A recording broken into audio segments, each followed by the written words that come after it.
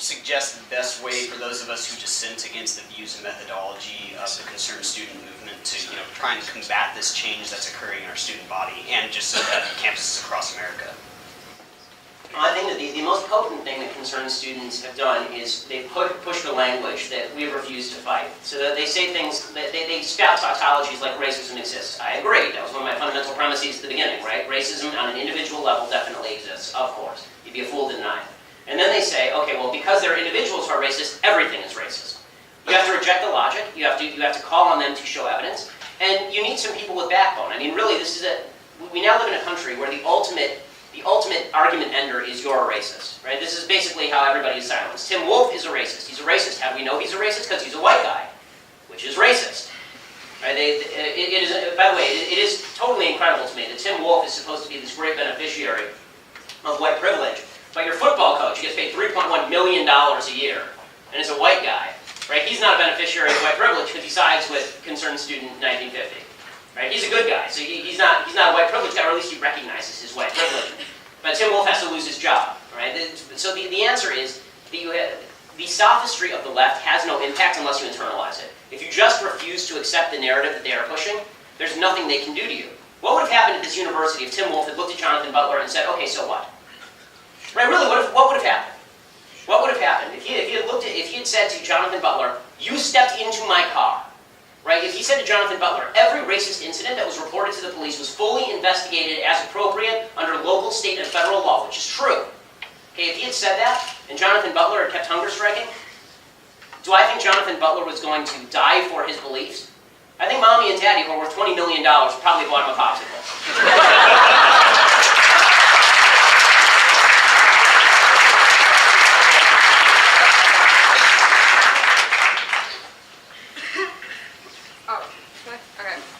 Hi, I'm Olivia. I'm with the Mizzou CRs. I'm doing questions online, so all of these are going to be from Twitter.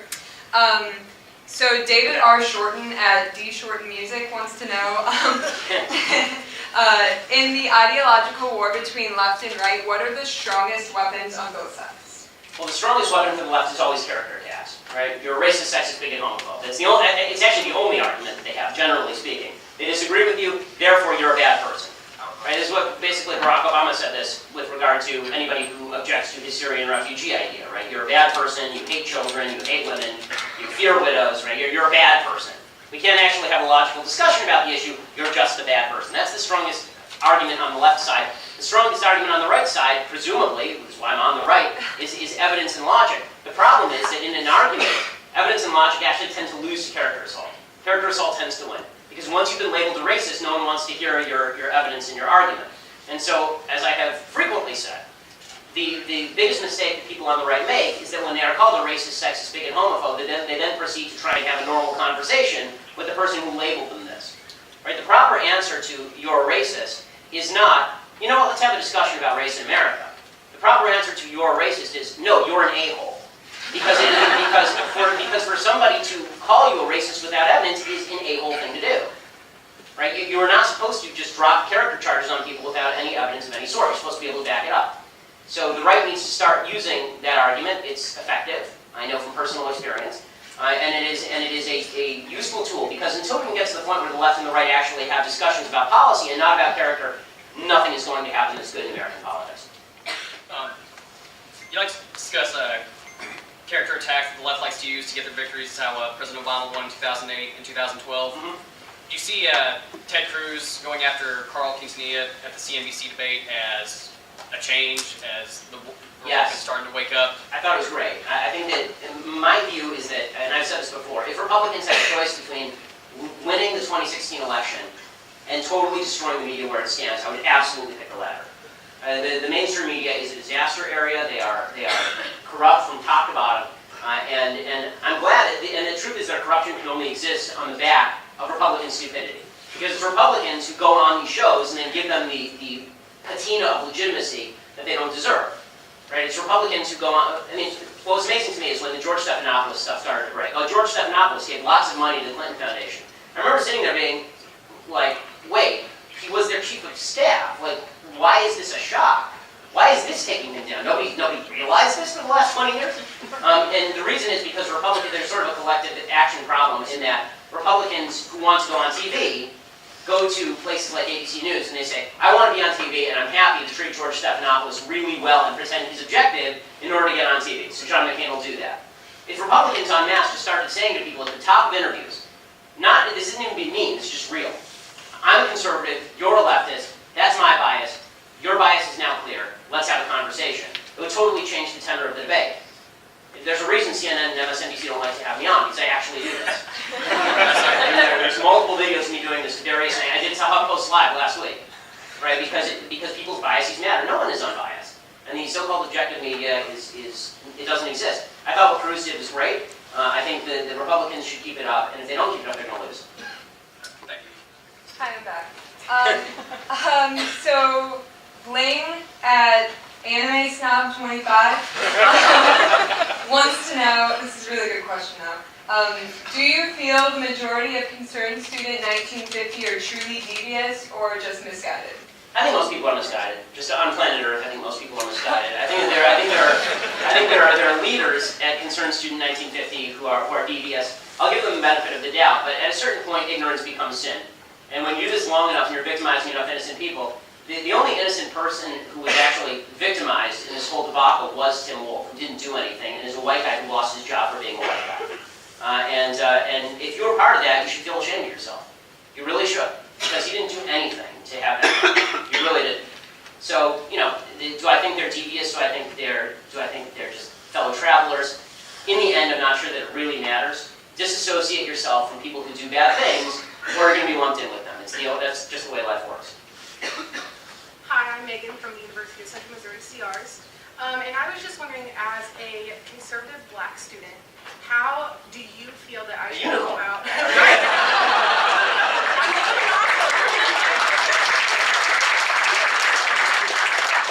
How should I go about voicing my political views and values without being attacked by people who say that I'm not black enough or I don't fit in either way? Yeah, I mean, the racism of the left is truly clear when you talk about black conservatives. I mean, everybody is black enough unless they're Ben Carson, in which case they're not black enough, or Colin Powell, when he was a Republican. It was amazing how Colin Powell switched from being not black enough to be the blackest guy on earth the minute that he started supporting President Obama. All the questions just disappeared magically. When you ask how you avoid the attack, the answer is you can't. And one of the things that I tell all conservatives all over America is conservatives have a tendency to just kind of want to live our lives. And I have a wife, I have a kid. I do this for a career, but the truth is in my off time I don't like talking politics because it's my off time. And when I turn on ESPN and I see politics, I actually get deeply annoyed and upset because it feels like the assault is nonstop and all that. And that's true, I think, for conservatives all over the country. One of my mentors was Andrew Breitbart. And Andrew was fond of saying that you have to walk toward the fire. That you just have to embrace it. You have to embrace you're going to be called these names. And there's something deeply empowering about the idea that once you're called the name and it just bounces off of you, it's like you discovered a magic shield.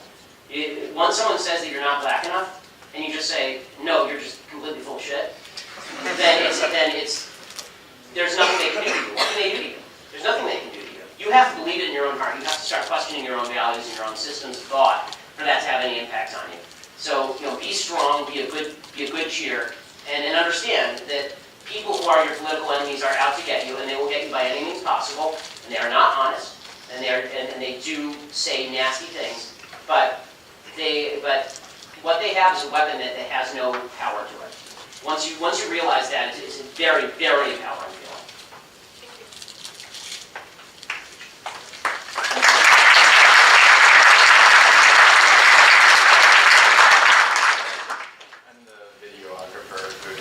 Video went viral last Tuesday. It's received 2.5 million views. I wanted to, you had me until you brought up Caitlyn Jenner for no reason and called her a man. Well, it was asked, so okay. No reason. I want to know why you think that the conservative media is picking up on this story so much, whereas the liberal media has not been reporting on this to the extent that you guys did. Full disclosure, I did talk on to Breitbart's Alex Strassel. Yeah, some of our reporters, right, yeah. Yep, and that interview was a mistake. But I do want to know why you think that... Why the imbalance? Do you think that the conservative media is using this to push their agenda? Yes, and it's a factual agenda. So yes, I mean, I'm not going to pretend that... I'm honest enough to acknowledge that everybody has a bias. And so obviously, people tend to push stories that back their points of view. It just so happens that this story backs the true contention that folks on the left want to shut down free speech and are not particularly interested in it when it conflicts with what they want. So, yeah, I mean, there's a reason the left isn't going to pay attention to it, because it cuts against what they want to say. The left wants to say that offensiveness is a significantly more important, being non-offensive is a more important value than free speech. This is what they want to say. And the right says free speech is a more important value than non-offensiveness. So in that battle, your video was a perfect example of free speech. It was a clarifying moment. It was a clarifying moment for a lot of people who saw that for the left, non-offensiveness is more important than freedom of speech. Okay. Do you know why the conservative media has covered this story to a greater extent than Tim Wolf resigning?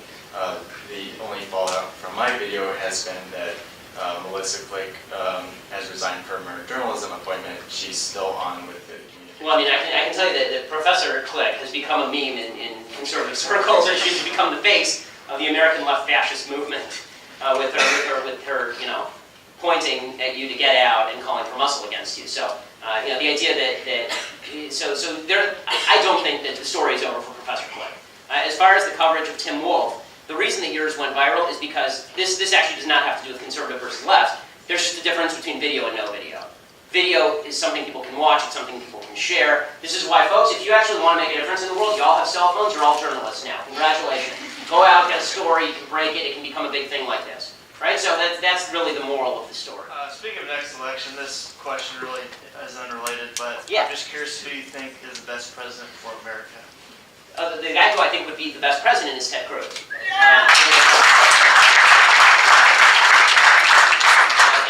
I like a number of the Republican candidates. You know, I like Ted Cruz. I like Marco Rubio. I think he's wrong on immigration. But honestly, I would take a flaming bag of dog pieces over Hillary Clinton. With the football team kind of, you know, boycotting their activities until Wolf resigned, I'm not sure how much of a sports commentator you are. They suck like they're 5-5.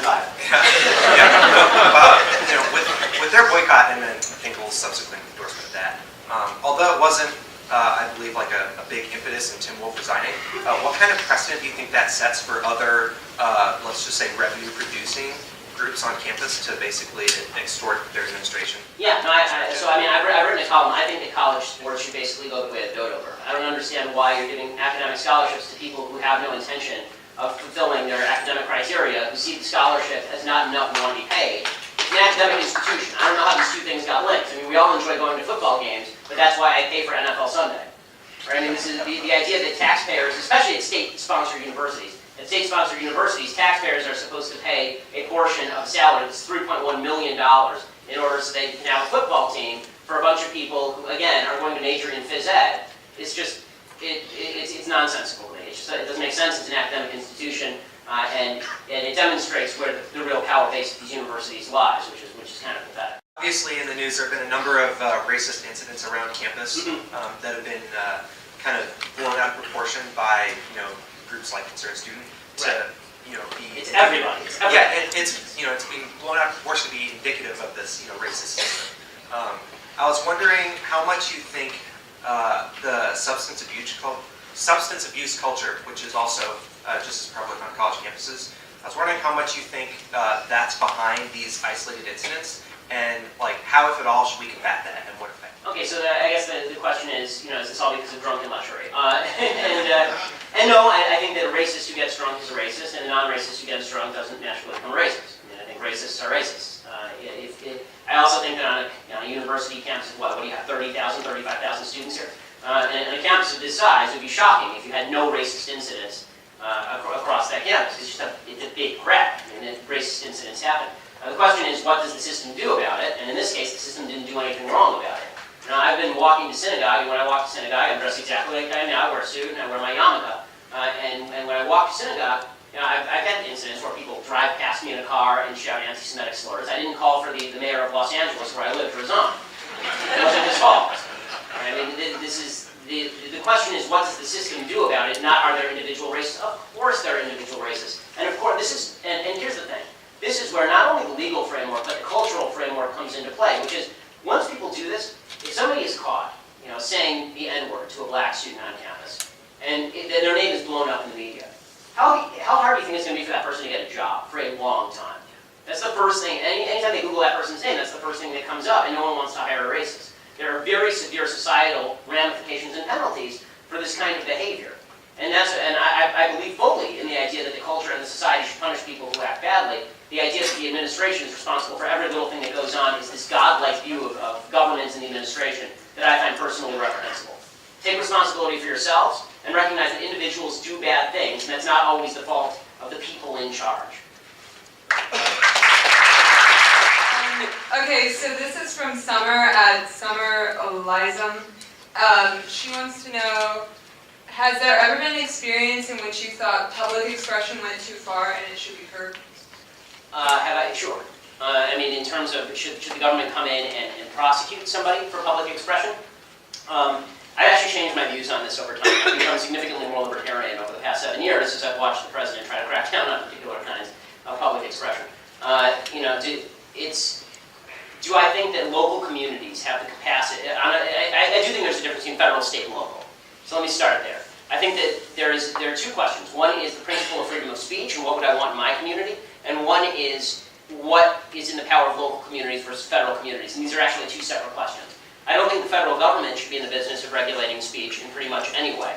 I think that local communities, if my little town doesn't want pornography in my little town, I think my little town has the right to ban pornography. I don't think that the founders died on the fields of battle to protect Hugh Hefner putting out naked ladies.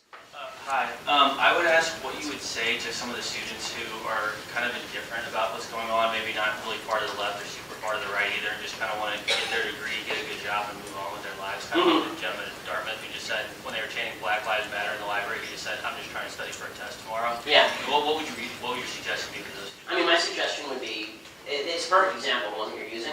My example would be, well, you're not getting to study, are you? Right? Meaning that you can try to stay apathetic, you can try to stay out of harm's way, you can try to avoid the battle, you can try to maintain your neutrality, you can try to say that I just want to live my life and be left alone. The left will not leave you alone. You are a tool. Okay, for the left, which is in search of utopia, every human being is either a tool or an obstacle. You're either somebody that they can get to ally with them and they can force that, or you're an obstacle to be overcome and to be destroyed. And so, it's the easy answer is always, I'm just trying to study for a test, and I have sympathies. I think all of us in life have other priorities that are higher than politics. The problem is politics and truth. So, if you want to study for that test, at a certain point you're going to have to say these people are behaving terribly, and they need to get out of the library. Right? Because if you don't do that, you're not going to get to study in the library. And if there are no behavioral standard whatsoever, then there is no safe space for you if there are no behavioral standards. I mean, we live in a common society. There are behavioral standards by which we all abide, and these include not being aggressive in manner for people who have not done anything to you. How do you explain the rise of Donald Trump and how he is still in the front? Okay, so this one is always my favorite question. I've been waiting all day. Okay, so the rise of Donald Trump is explained by a couple of factors. The first factor explaining the rise of Donald Trump is that Donald Trump is a hammer in search of a nail, right? And everybody is so annoyed with politics and politicians that we just want to see somebody get hammered. And so Donald Trump, you'll notice, he, as a hammer in search of a nail, sometimes he hits a puppy, right? Sometimes he hits a glass pane, sometimes he hits a child, and sometimes he hits a nail. And when he hits a nail, it's great. So in the span of the last 4 days, we saw Donald Trump go from a 0 to a 10, right? He did his horrible speech in Iowa, where he was reenacting Ben Carson's stabbing story and taking his belt buckle and moving to the side of the podium and unbuttoning and moving around his belt buckle like a crazy guy. And everybody was going, what is this? And then 2 days later, or the next day actually, the Paris attacks happened, and he goes on national television and he's asked what he wants to do, and he says, I would bomb the shit out of them. And most Americans go, okay, I get that. I'm there. All right. I don't need a 5-paragraph essay. I'm cool. We got it, right? Trump has a gift for speaking at the lowest common denominator level, which actually, it actually is a gift. I mean, it means that you communicate with most people. And he also has a gift for the soundbite, both for good and for bad. He's also a dramatic slap in the face to the Republican establishment. There's a whole side of Republicans who just say, you guys were trying to push Jeb Bush on us? Well, screw you. We're going with Donald Trump. Which is why all these outsider candidates are doing so well. So, I find Trump highly amusing as a candidate. I find him highly amusing as a person. Would I vote for him in a primary? No. Do I think that I will say one thing about Donald Trump. Donald Trump, there's a solid case to be made. This is not even meant to be funny. There's a solid case to be made that he has a better shot of being president than Marco Rubio. Shapiro, my name is Victor Maggio. I'm a reporter from Chicago. I cover a lot of the shootings in Chicago. That's what I do. And I've been doing this since 2013. And I don't see Black Lives Matter anywhere in Chicago. I don't see them protesting. I don't see them acknowledging what's happening there. Shouldn't that alone delegitimize this group? Absolutely. I mean, Black Lives Matter is a joke. Black Lives Matter is a movement that is designed specifically and solely to crack down on political enemies of the left. The Black Lives Matter movement is a racist movement. If there were any converse movements in White Lives Matter, everyone would recognize it as such. And again, the Black Lives Matter crew doesn't say that all Black Lives matter. They say the only Black Lives that matter are black people who are killed by white people, which is a tiny, tiny number across the United States. I mean, if we were to reverse the situation, significantly more white people are killed by black people every year than black people are killed by white people every year. But the reality is that if you actually want to make life better for if black lives actually matter, there would be a few things that you'd want to do. The number one thing you'd want to do is stop aborting black babies. More black babies were aborted in New York City last year than were born in New York City last year. I mean, literally entire generations of black people have been wiped off the face of the earth by people who are getting abortions. The second thing that you would do is actually have a very heavy police presence in high crime areas, because that's the only way that you develop a culture of property ownership and investment that creates jobs, that creates better lifestyles for people. And the third thing that you would do is cut off benefits and diminish benefits for people making bad decisions. You don't incentivize people to have babies out of wedlock. Right? Our culture has now conferred hero status on people who put themselves in self-victimized situations. My wife's in medical school over at UCLA. And my wife has made a lot of good decisions in her life. The number one, of course, is marrying me. The number two good decision for my wife, and she's watching this, I know she's laughing. The number two good decision for my wife is that we were both virgins until we got married. We're religious people. And she, we had our baby, our first baby, about 2 years ago, January 2014. And she took a year off of school to take care of the baby because she wanted to spend time with the baby, and then she went back to school. Right? And that's just what she did. She was not conferred hero status. There was a girl in her class who was a single mother and had to work her way through being a single mother. And she's granted this sort of hero status. So look at all the challenges she's had to overcome. Right, challenges that she made for herself. I'm glad she overcame them. It would have been better if she didn't make the challenges for herself in the first place. We need to stop creating heroes out of people who make poor decisions. Right? It's great that you can overcome a challenge, but don't create challenges for yourself and then be celebrated for the challenges that you created for yourself. So, incentivizing fathers to stay in the home would be a massive thing. And again, if there's one thing that's leading to crime in the black community right now, it is the escalating rate of single motherhood, because that's true to every community that has high crime rates. It has high rates of single motherhood for a very specific reason. Young men commit crimes. Young men are not afraid of their mothers. Right? Every guy in this audience right now knows that at age 15, if your mom told you to cut it out, the chances were she was going to have to call your dad. Right? The fact is, young men do not fear an authority structure that comes from mom. It's just not the way that it works. So, there are many things that Black Lives Matter actually could do if they actually believe that Black Lives Matter, but they don't. What they actually believe is just that America's a racist, terrible system, and it has to be torn out. It has to be torn out by the roots, and whatever is available for them to do this, they will do. And this is true for most of the left, including the Concerned Student 1950. Ben Carson has been an increasingly popular presidential candidate, but a lot of people have had questions about his lack of political background, and I was just wondering what your take and stance on that was. So I think Ben Carson is a very good man. I think that Ben Carson says a lot of things that are worthwhile, and he creates debates that I think ought to be had. I think that he has strength of character and fortitude. His lack of experience is not really what troubles me. I don't know where he stands on certain issues because he doesn't have enough knowledge to stand on the issue. Right? So when he's asked about foreign policy, maybe he has great principles, maybe he doesn't, but he's kind of waving around in the wind. He doesn't know what he's talking about. And so my view of presidential candidates is, I think one of the great myths in American life is that being president is the world's most difficult job. You have a personal service staff of 2 million people. I'm pretty sure that you can do it. This idea that you have to have tremendous executive experience, it's not like running a company because you never get to fire anybody.